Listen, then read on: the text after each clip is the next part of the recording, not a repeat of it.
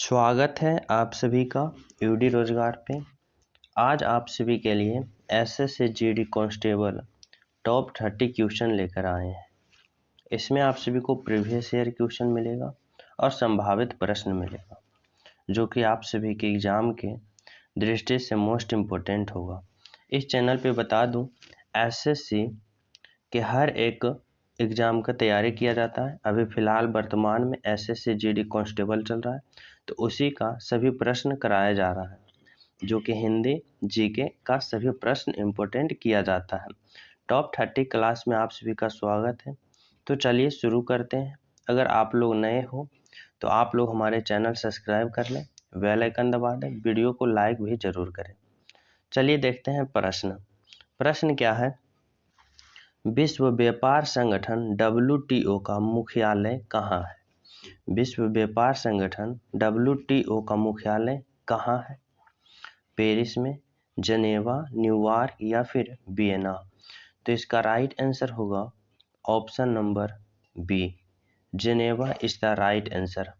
जनेवा जो कि विश्व व्यापार संगठन WTO का मुख्यालय है। अगला प्रश्न है, नाग एक क्या है? बमवर्षक, मिसाइल, पनडुब्बी या फिर टैंक?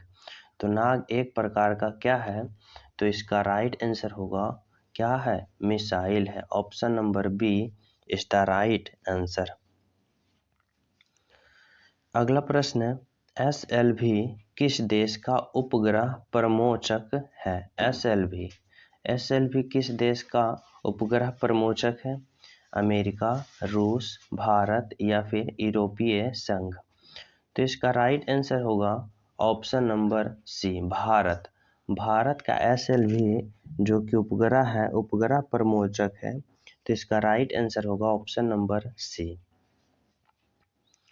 अगला है, भाभा एटॉमिक रिसर्च सेंटर की स्थापना कब हुई? भाभा एटॉमिक रिसर्च सेंटर की स्थापना कब हुई?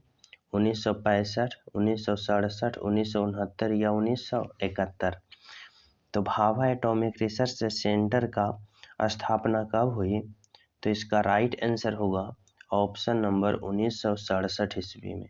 1967 इज द राइट आंसर। अगला प्रश्न है, इंडो तिब्बत सीमा पुलिस की स्थापना कब हुई? 1962, 1969, 1976 या फिर 1944?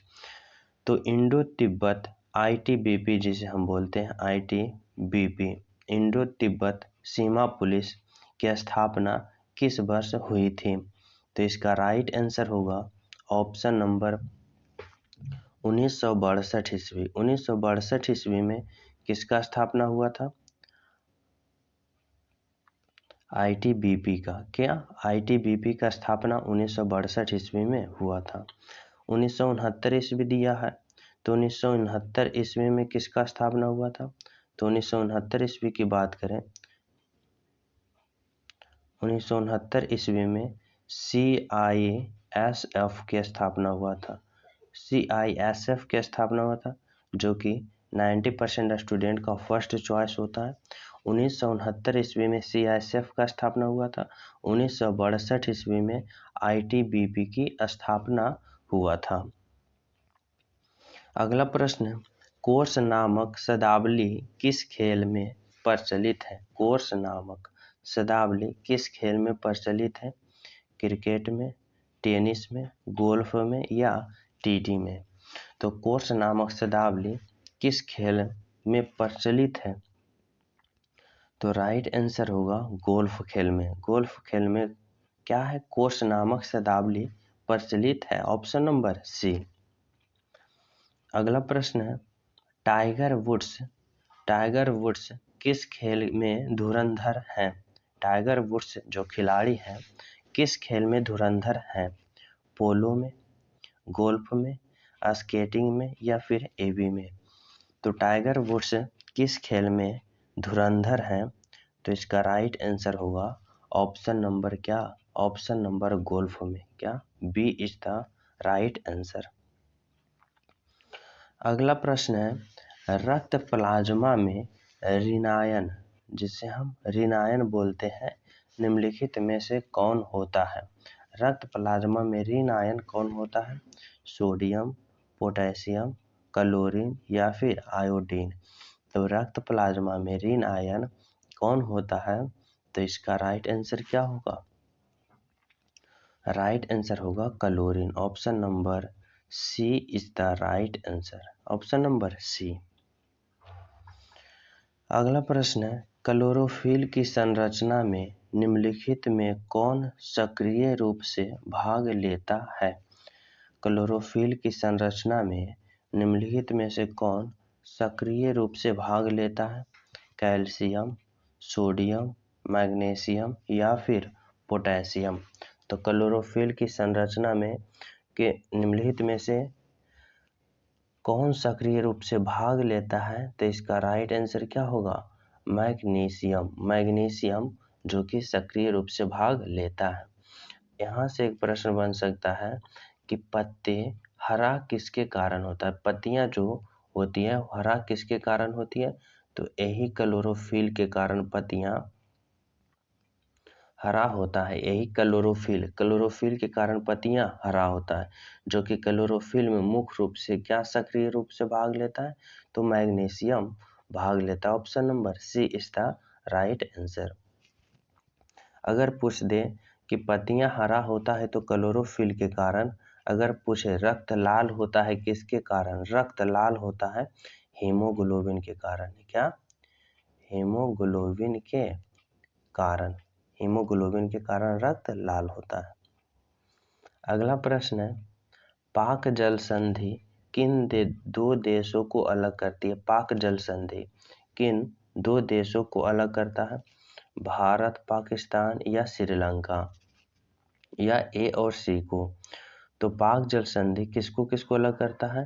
भारत एवं श्रीलंका को। ऑप्शन ए और ऑप्शन सी। भारत एवं श्रीलंका को कौन अलग करता है? तो पाक जल संधि। कौन?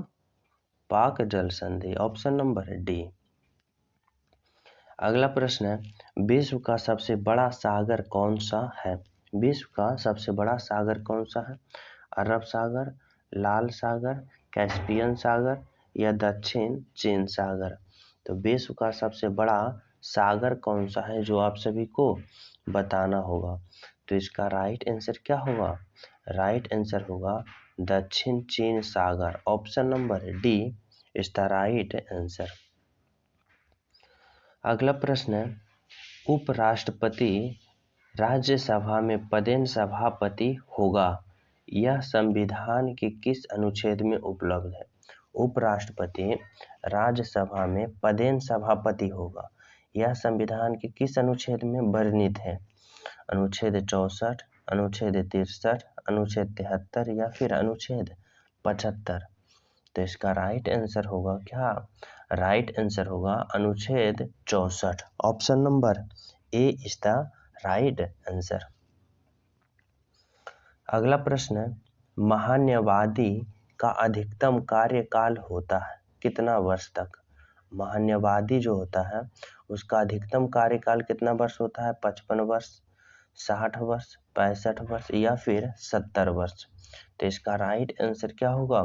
राइट आंसर होगा 65 वर्ष तक होता है। Option number C is the right answer.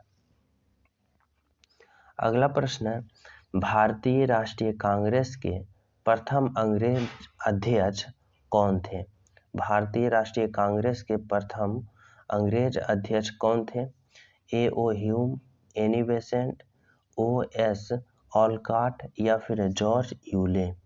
तो भारतीय राष्ट्रीय कांग्रेस के प्रथम अंग्रेज अध्यक्ष कौन थे? तो इसका राइट आंसर होगा क्या?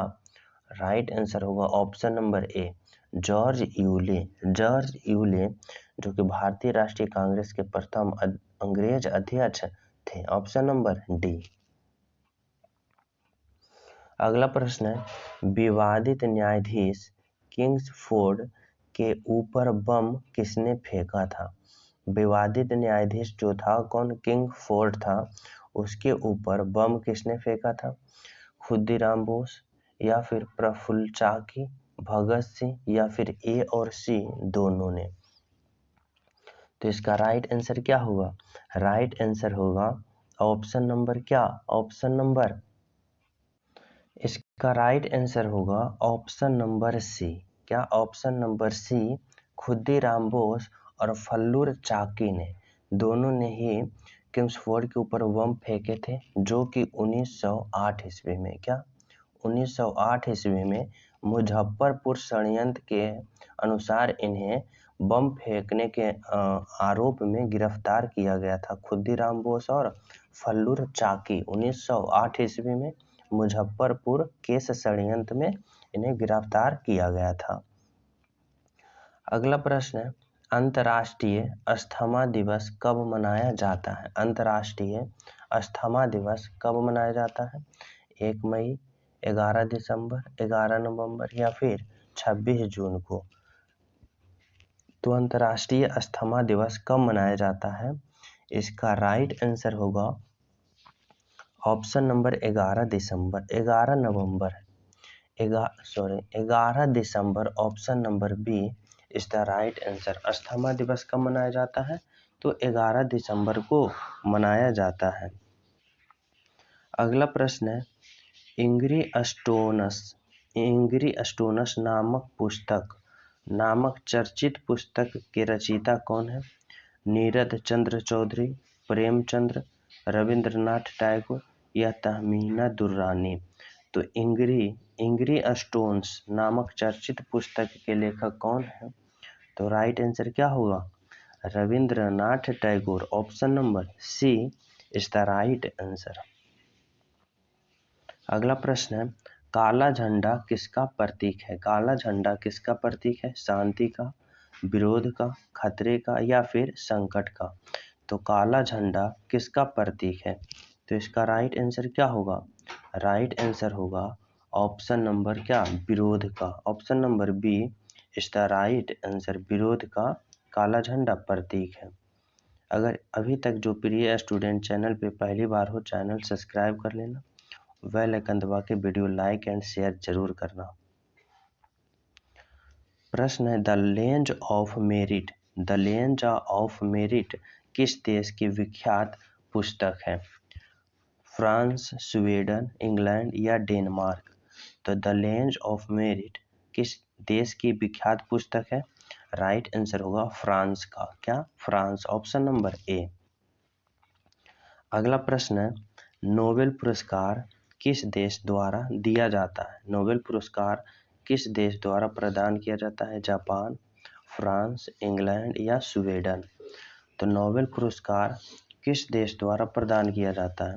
तो राइट आंसर होगा क्या? स्वीडन के द्वारा। स्वीडन के द्वारा नोबेल पुरस्कार प्रदान किया जाता है। अगला प्रश्न है, निम्न में से दीनबंधु के रूप में जाना जाता है? दीनबंधु के रूप में कौन जाना जाता है? टी प्रकाशम, शेख मुजीबुररहमान या CF एंड्रयूज या पुरुषोत्तम दास टंडन? तो निम्न में से किसे दीनबंधु के रूप में जाना जाता है? तो इसका राइट आंसर क्या होगा? राइट आंसर होगा option number CF Andrews. Option number D. Option number C, यहाँ पे सी है। अगला प्रश्न है, एशियन ड्रामा किसकी रचना है? एशियन ड्रामा किसकी रचना है? तो इसका राइट आंसर क्या होगा? राइट आंसर होगा गुन्ना मिर्डल। गुन्ना मिर्डल का एशियन ड्रामा पुस्तक है। Option number C. अगला है, राष्ट्रीय खेल दिवस कब आयोजित होता है? राष्ट्रीय खेल दिवस आयोजित कब होता है? 24 सितंबर, 27 सितंबर, 29 अगस्त या फिर 2 अक्टूबर? तो राष्ट्रीय खेल दिवस कब मनाया जाता है?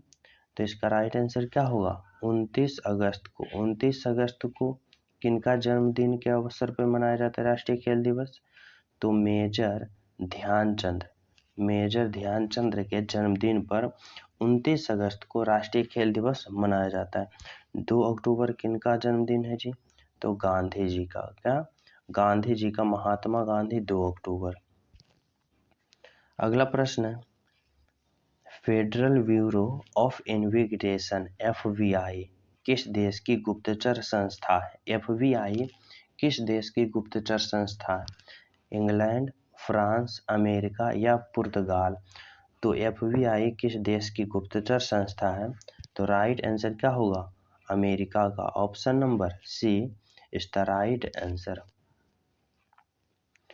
अगला प्रश्न है, समाचार पत्र ला रिपब्लिका कहाँ से प्रकाशित होता है? ला रिपब्लिका लंदन से, रोम से, टोक्यो से या ढाका से? तो राइट आंसर होगा रोम से। कहाँ से प्रकाशित होता है?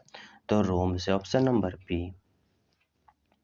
अगला प्रश्न है, मैगिनॉट रेखा किन दो देशों के बीच की सीमा को निर्धारित करता है?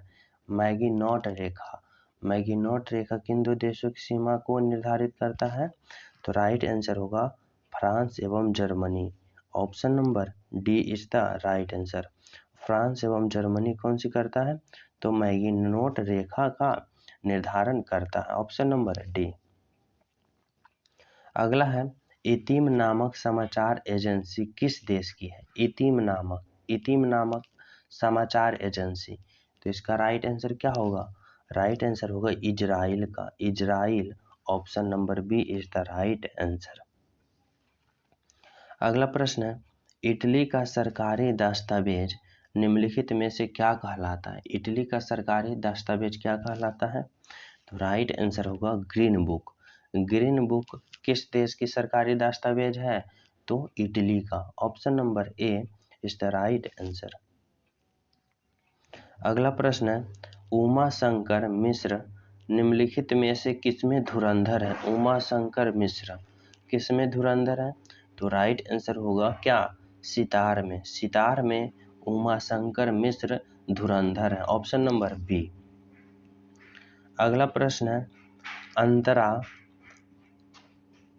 अंतारा किस देश का समाचार एजेंसी है? अंतारा किस देश की समाचार एजेंसी है?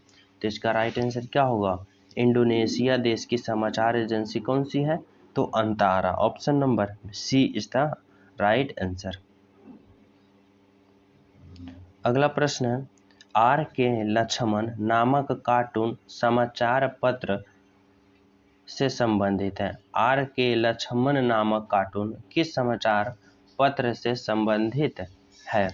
तो राइट आंसर क्या होगा? राइट आंसर होगा Times of India. Option number C Times of India. अगला है, गार्डियन नामक प्रसिद्ध समाचार पत्र कहाँ से निकलता है? गार्डियन नामक समाचार पत्र कहाँ से निकलता है? तो राइट आंसर क्या होगा? लंदन से। Option number C is the right answer. Next प्रश्न है, केजीबी किस देश की गुप्तचर संस्था है? तो केजीबी किस देश की गुप्तचर संस्था है? तो राइट आंसर क्या होगा? राइट आंसर होगा ऑप्शन नंबर क्या? Option number C France is the right answer. अगला प्रश्न है, अभय घाट निम्नलिखित में से किसकी समाधि स्थल है? अभय घाट निम्नलिखित में से किसकी समाधि स्थल है? तो मोरारजी देसाई, जगजीवन राम, लाल बहादुर शास्त्री या राजीव गांधी? तो अभय घाट की समाधि स्थल किससे संबंधित है? तो इसका राइट आंसर आप लोग कमेंट में ज़रूर बताना। मैं हर एक स्टूडेंट का रिप्लाई दूंगा, सही है या गलत का। तो आप लोग कमेंट में ज़रूर बताना। अगर अभी तक चैनल को सब्सक्राइब नहीं किए हो तो चैनल सब्सक्राइब कर देना, साथ ही वीडियो को लाइक करना और दोस्तों के पास ज़रूर शेयर करना, क्योंकि कंटेंट तैयार करने में बहुत ज़्यादा मेहनत लगता है। तो आप लोग तो एक सब्सक्राइब कर ही सकते हो और एक वीडियो को लाइक एंड शेयर कर देना। थैंक यू फॉर सभी स्टूडेंट को। जल्द मिलेंगे अगले वीडियो में। जब तक सभी को जय हिंद।